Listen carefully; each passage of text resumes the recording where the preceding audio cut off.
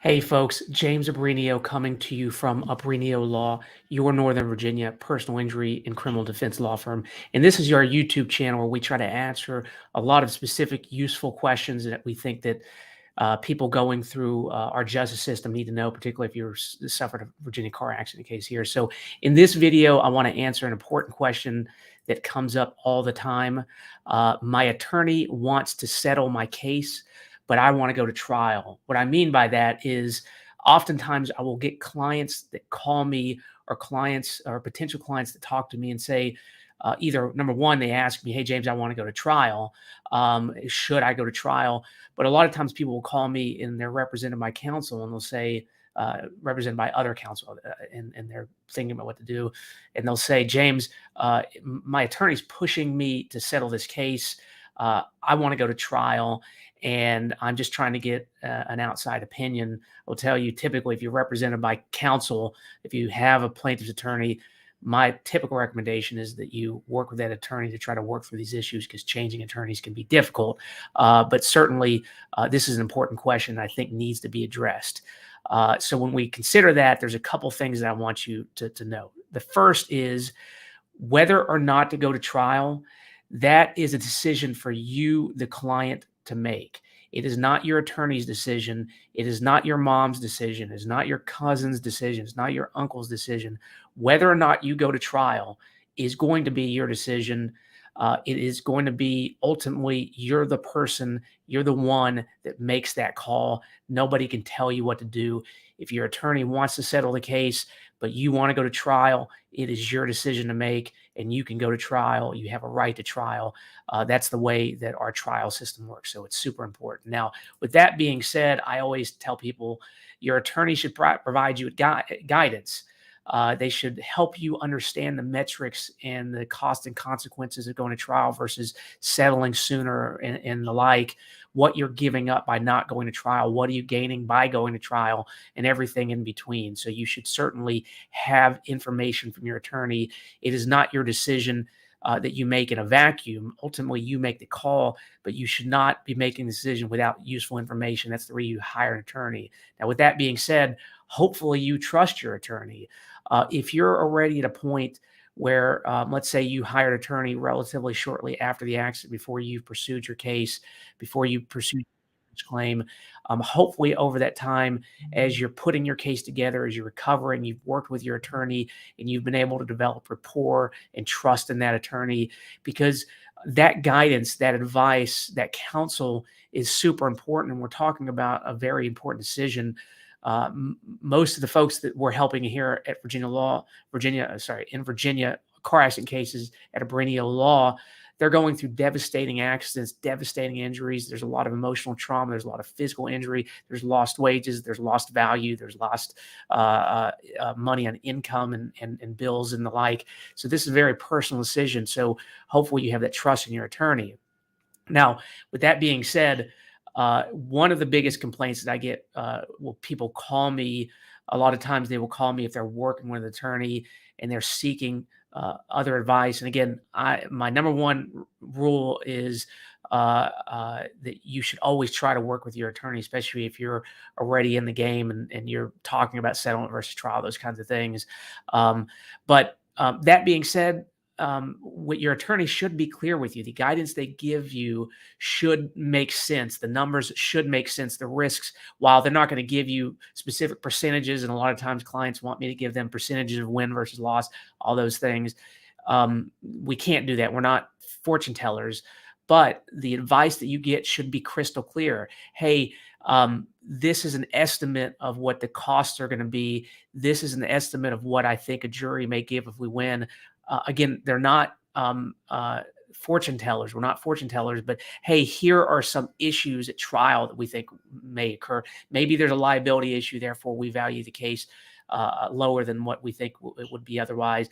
Maybe there's a piece of evidence, for instance, a statement you made that's questionable. Maybe there's a gap in your treatment, or maybe there's a doctor that has an issue with your treatment. Therefore, this is the reason I'm evaluating it this way, and therefore this is the reason the offer has been given, and whether or not we think it's a good idea. But their recommendation should be clear. And I always tell people, look, this is not rocket science what we're doing here. I always tell people, coldly, sometimes people will see it objectively. You have to look at your injury case in a lot of ways like an asset. In a lot of ways, it's like buying a house. You've got an offer, you've got a counter, you've got guidance from your attorney about what comparable cases are, but every case is different, just like every house is different, every market is different.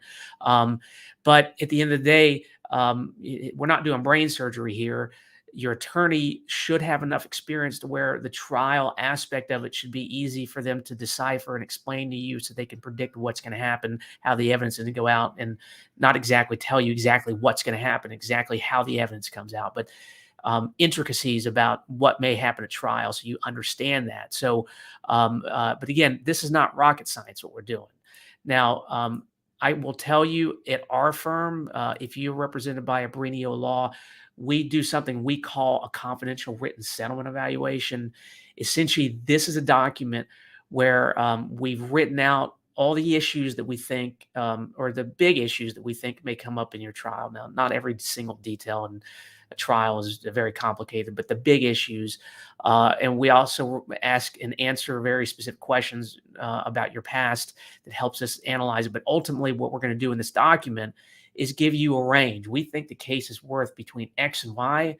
We think you should demand Z. And if they offer between X and Y, we think it's worth considering settling. If they don't, then we recommend trial. And if the numbers of the officers are somewhere around that range, then we have a discussion. In addition to this written settlement evaluation, we are always bringing the client in when it comes to settlement negotiation. Sometimes clients think that, or they get the perception that you just hand off the attorney and the attorney's not going to come back to you until they have a specific number for you. What we do here, at least at Abrinio Law, is when we get an offer and a counter, we will oftentimes be communicating directly with the client. And that's another thing that ultimately is the client's decision and not mine or the attorney's or anybody else's, is the authority that you grant for settlement. So if you've given us authority to demand $500,000 in your settlement, and again, we need your authority to do that, they come back with $300,000. I don't then just get to go willy-nilly.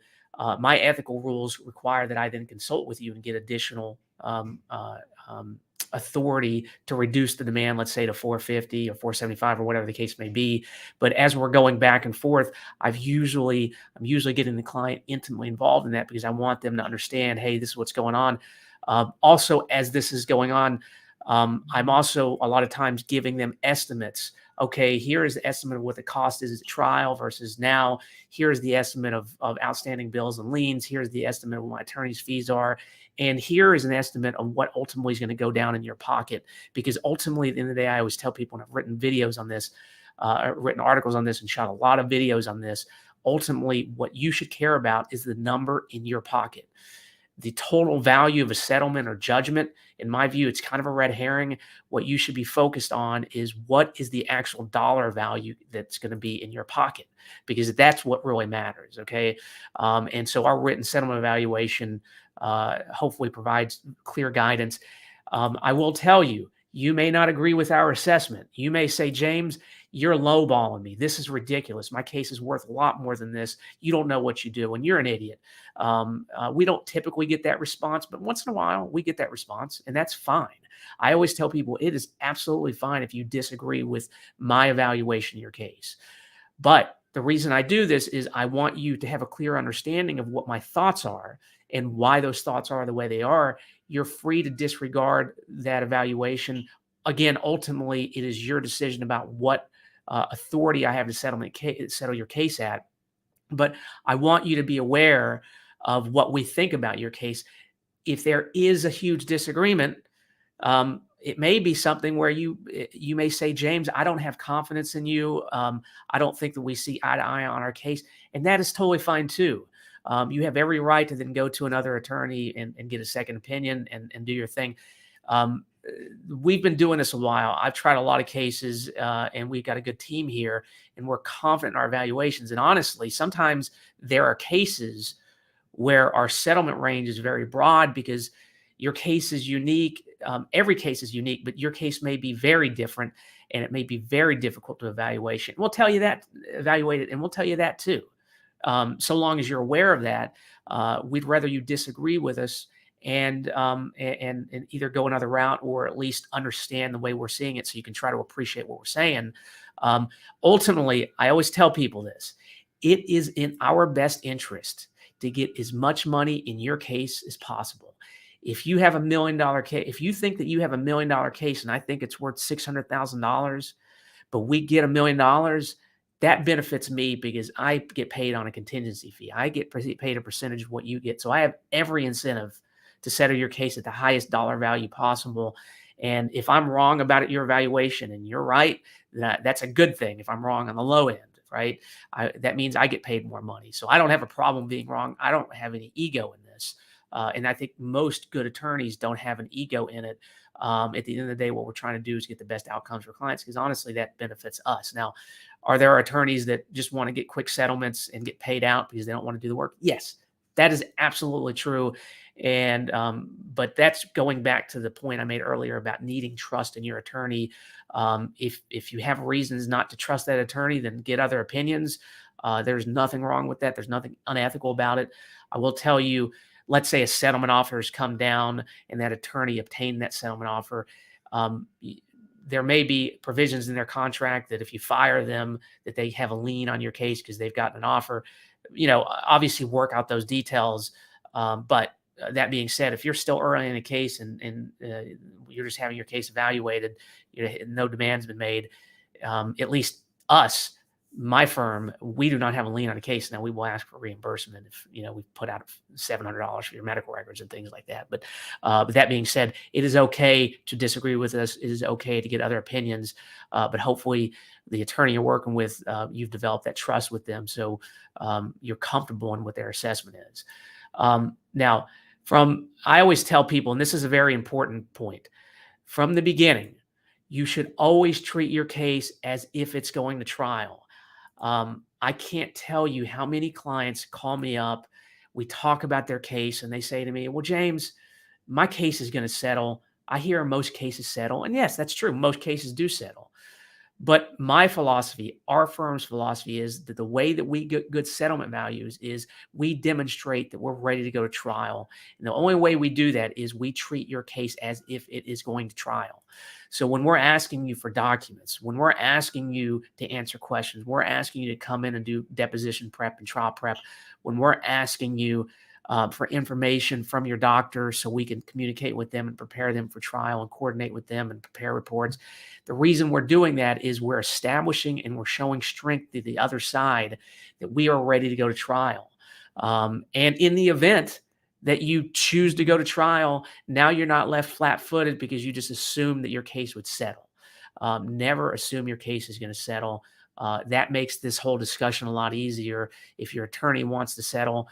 And look, it may be the case. It may be absolutely fair. In fact, there are situations where I may recommend to a client, hey, I think it makes sense to settle, but they want to go to trial. And again, that is their absolute right. As long as they understand my thinking as to why I think settlement's good versus trial, I'll tell you, at least in my practice, it's usually me that's more eager to go to trial than the client. But we also don't, and your attorney cannot force you to trial either. So that's also true on the other side of the coin. If you want to settle your case and the client or the attorney wants to go to trial, it is, again, your decision, not theirs.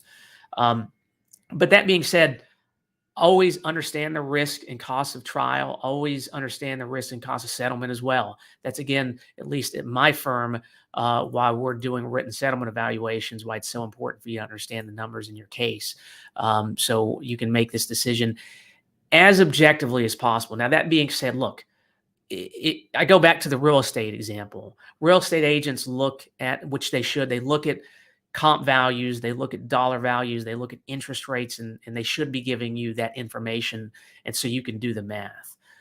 But buying a house, especially if it's your first purchase, is an intimately important decision. And for most people, purchasing a house is going to be the biggest investment that they're going to make in their life, right? And it's a house. When it comes to settling your injury case, when appreciating the pain and suffering that you've went through that nobody ever will really understand unless they've been through it themselves. Your attorney won't ever really understand unless they've been through it themselves. Even your family won't understand unless they've been through it themselves. This is a very difficult decision to make. So emotion is going to be involved in it.